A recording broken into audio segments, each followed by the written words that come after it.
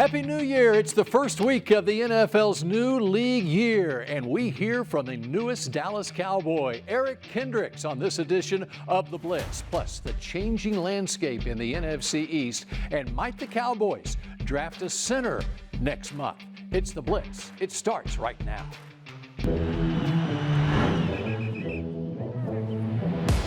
Pops out to the right, breaks a tackle. They blitz it. Prescott throws it down the right side for Lamb. Caught it!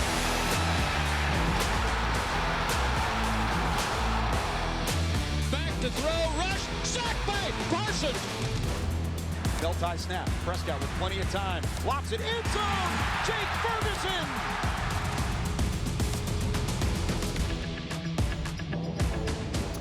Oh, what a busy time of year it is. Welcome to The Blitz. Bill Jones along with Nicole Hutchison here inside the Globe Life studios. Nicole sitting in for Kyle Yeomans, who I think is busy filling out his March Madness bracket about now. Basketball's got nothing on the NFL, though, when it comes to March Madness. We see it every year this time of the year with all the spending going on around the league. And it's my first official NFL offseason, so it's been pretty fun to see all the different moves that a lot of teams are making. Unfortunately, I know the Cowboys were a little late, but it feels good to finally get on board. It's still fun watching other teams spend all their money. And meanwhile, as you know, what the Cowboys do, they like to keep their powder dry, as Jerry would put it. But a signing made. In fact, the Cowboys were the last team to sign an unrestricted free agent from another team, and that would be a big void filled on this defense, as Eric Kendricks, the former Minnesota Viking, who last year had 117 tackles for the Chargers, is now a Dallas Cowboy.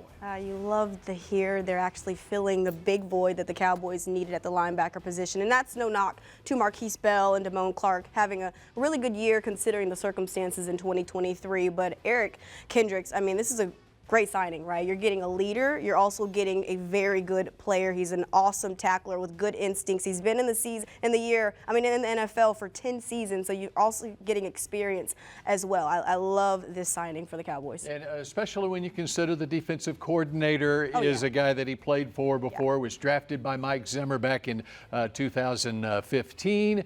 And you can see that he will be the guy that will be sort of the quarterback of this Dallas defense under Zimmer, don't you think? Yeah, of course. And I actually got a chance to reach back to a couple of old friends of mine who played with Eric at Minnesota, Holton Hill and Tremaine Brock. They both said that they're getting a great leader, of course, like I mentioned, in the locker room, but also just a good player who's never going to change. He's an every play guy, and you're just going to get everything from him every play. And also Paul Gunther, the Cowboys senior defensive assistant, who was on that staff with Minnesota and is a former defensive coordinator with the Cincinnati Bengals, speaks very highly of Eric Kendricks. And we talk about filling a need. This is something that the Cowboys really needed because it really showed late in the season last year, the loss of Leighton Vander Esch. Yeah, for sure. I mean, and like I mentioned, this is a guy topped 100 tackles in each of the past 8 seasons, tied for 4th longest streak in the NFL since 2000. I mean, this is obviously, like I mentioned, great signing for the Cowboys. And one big thing is keeping your own players as well. And the Cowboys have done that in a couple of ways this past week. Of course, the long snapper Trent Sieg, but also Jordan Lewis, the veteran cornerback, comes back for his 8th season in Dallas. And Nicole, I did the research on this. This makes Jordan Lewis the 4th longest tenured cornerback for the Cowboys in the last 40 years, behind the great Everson Walls, Terrence Newman, and Orlando Scandrick, the only other cornerbacks who played more than 8 seasons here. Yeah, and a guy who went through so much, battling that foot injury. His first year back was last year, and he kind of struggled earlier in through the season, but the last 4 games, I mean, you look at the stats: 16 tackles, a tackle for loss, 1 forced fumble, a forced fumble recovery, 2 passes deflected, an interception. He played his best ball, and he was prime J. Lou in the last couple of weeks in the season. And I know Dan Quinn really liked him too, and I would imagine Dan Quinn made a run at him, but he elects to stay in Dallas. By the way, C.J. Goodwin, the 34-year-old special teams ace, also coming back. We're just getting started on this edition of The Blitz. How about when we come back, we hear from the newest Dallas Cowboy? That would be one Eric Kendricks. The Dallas Cowboys Blitz, presented by Blockchain.com, is brought to you by AT&T, an official sponsor of the Dallas Cowboys. and by blockchain.com. Make your crypto play today.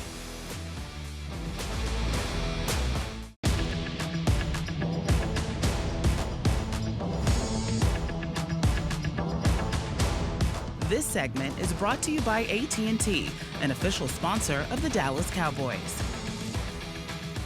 Welcome back to the Blitz. Bill Jones along with Nicole Hutchison. And let's catch up with the newest Dallas Cowboy, Nick Eatman, with Eric Kendricks. What's up, Cowboys Nation? I'm Nick Eatman here along with the Cowboys' newest linebacker, Eric Kendricks. And Eric, it's been kind of a crazy week for you. Just tell us how excited you are to be here at the Star and signing with the Cowboys. Yeah, no, I feel like just arriving yesterday and being in the facility today, it's all become real. Very excited to play. Obviously, it's a sport I grew up love playing, love playing middle linebacker, and I'm happy that I get to be in Zim's system again, and it felt right. Yeah, talk about Coach Zimmer as well. He just got here, I guess, a few weeks ago, and now he signs you back. What was it like to play for him? I feel like the level of detail and the amount of football that I learned with Zim was tremendous, and I feel like I'll never take that for granted, and that's why I'm in the situation I'm in back with him right now.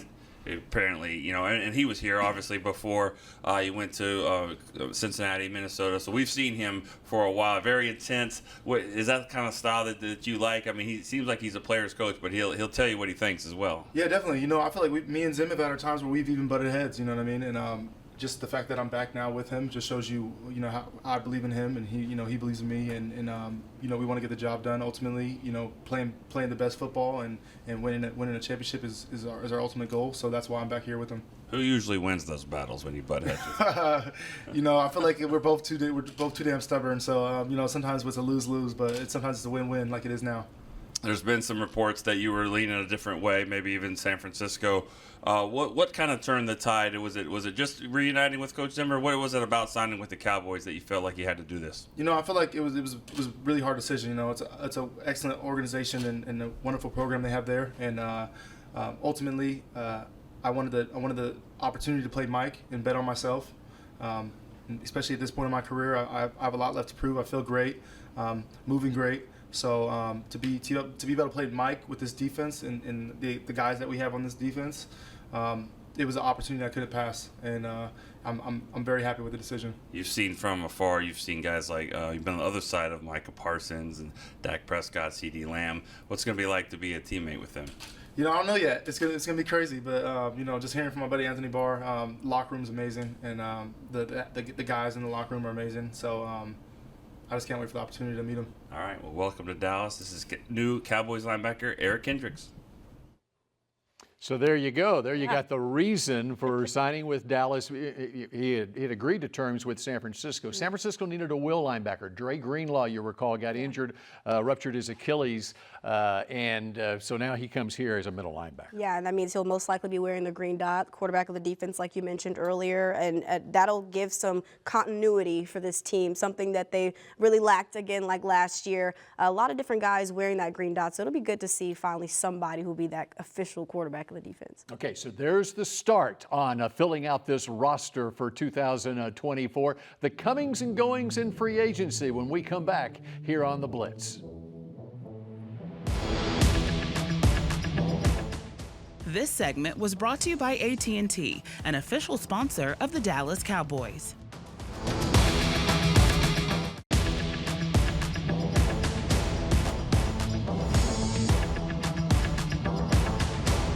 This segment is brought to you by Reliant, the official energy provider of the Dallas Cowboys. Welcome back to The Blitz. Bill Jones with Nicole Hutchison. It's so interesting, the early days of free agency, seeing all the comings and goings in the league. And there were a couple of moves, Nicole, that I said, okay, that makes the most sense in the world. Derrick Henry going to the Baltimore Ravens makes a whole lot of sense.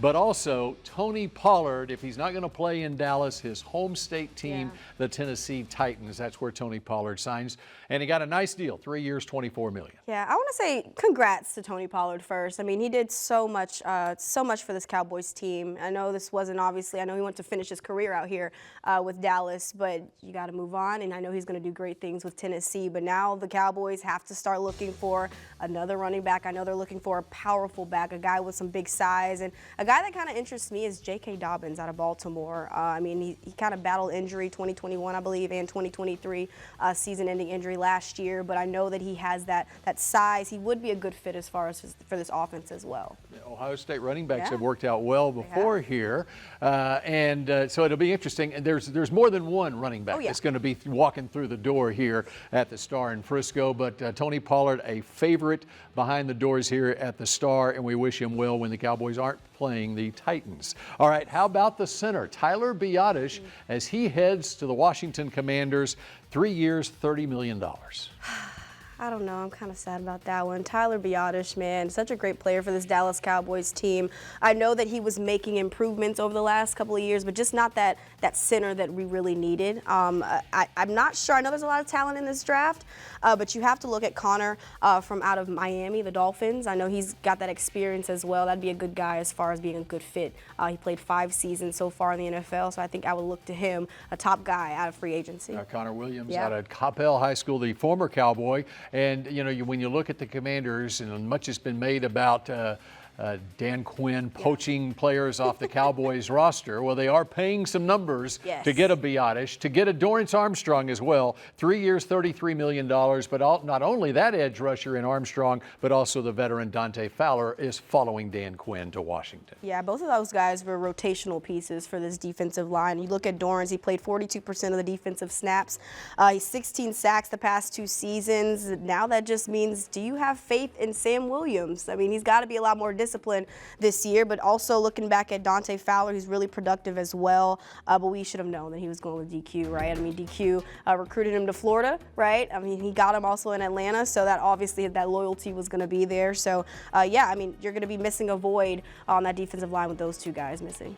And the thing about the free agent defectors, so to speak, okay, the Cowboys like these players. They do. The question is paying the kind of money that free agents make, and that's the way you explain what the Cowboys are doing here in free agency. Yes, at a certain price, you want to keep a Tyler Biadasz, you want to keep a Dorrance Armstrong, you want to keep a Tony Pollard, but that's the way the NFL is set up. When these guys can go make the kind of money that they made and where the Cowboys are with the salary cap, you got to move on to other players. And I know that's frustrating for fans. They're kind of like, we want to re-sign these guys, but you can't. We don't have the money right now until you obviously start from the top, restructuring maybe possibly Dak's contract, CDs, Micah Parsons as well. So it starts up top, then you're able to kind of trickle down and figure out the rest. Yeah, and now we'll figure out as we get into the second week of free agency what's available out there. And then the draft is going to be a big player as well. And speaking of the draft, could Tyler Biadasz's replacement be in the draft? How about Zach Frazier out of West Virginia? Nick Harris joins us next to break it down. This segment was brought to you by Reliant, the official energy provider of the Dallas Cowboys.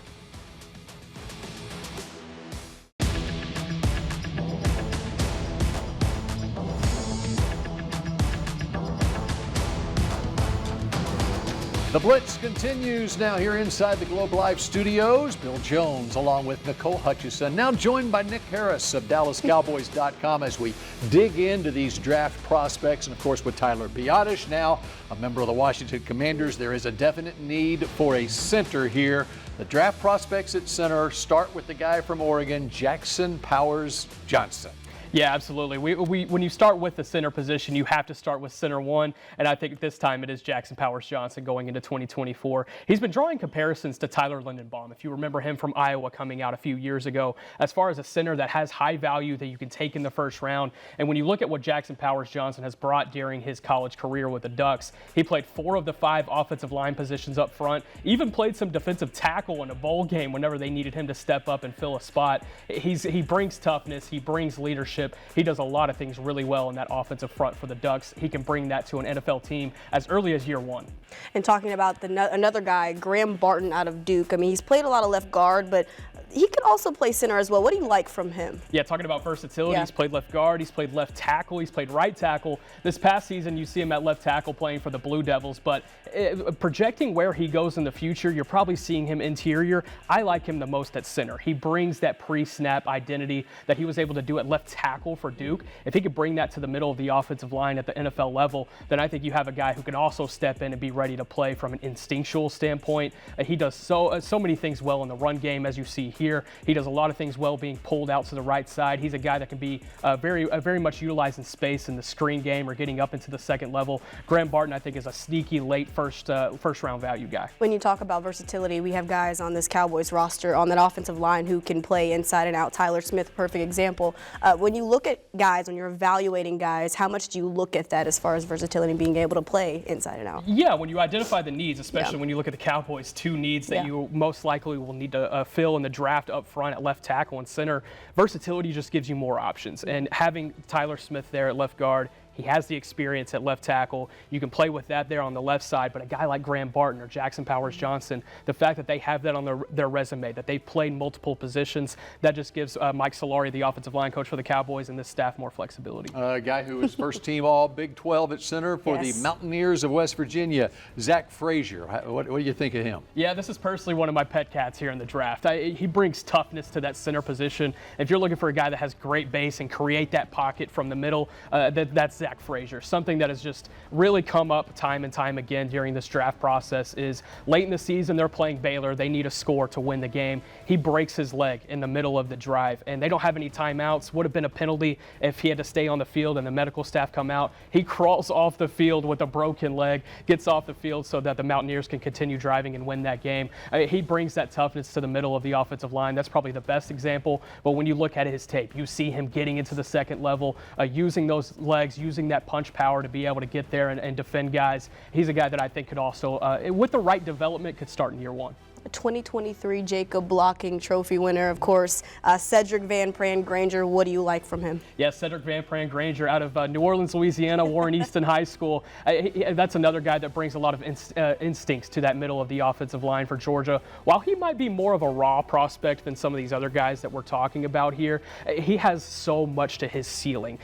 Still a lot that I think he would need to develop whenever he does get drafted to whatever team does pick him up. But he's a guy there that could be sitting there at 87 if you're the Cowboys and you still don't have your center there in the third round. This is a guy who won a national championship 2 years ago for the Bulldogs, obviously played in a really good system there for Kirby Smart out in Athens, Georgia. I think he can come into the next level and be able to make that seamless transition. We've seen it with guys that have played at Alabama, now guys that have played at Georgia. Being able to bring that pedigree, I think Cedric Van Pran Granger brings that.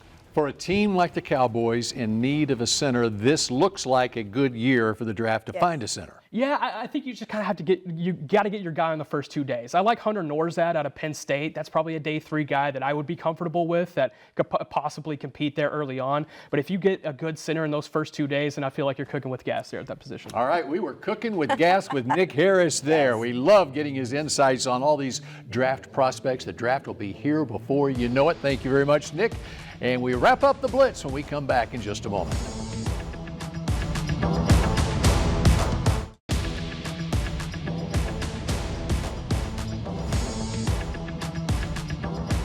The Dallas Cowboys Blitz, presented by Blockchain.com, was brought to you by AT&T, an official sponsor of the Dallas Cowboys, and by Blockchain.com. Make your crypto play today. Register now for 2024 Dallas Cowboys Youth Football and Dance Camps presented by Invisalign. Athletes of all skill levels, ages 6 to 16, are invited to learn from the best this summer at Ford Center at the Star in Frisco. Register for 2 or 3 day camps before May 17th. To save $25, visit DallasCowboys.com/camps.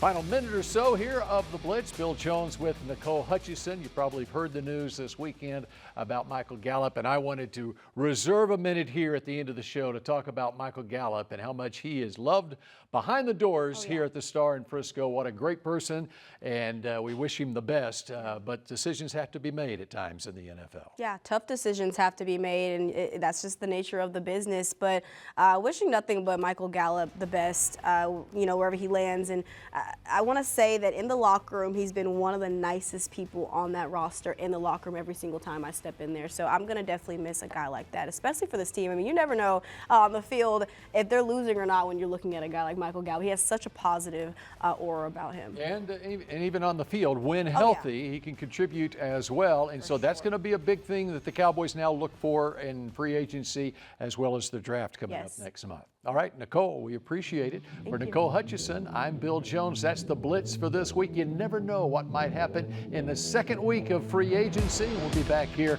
next week to tell you all about it on the Blitz. See you next week.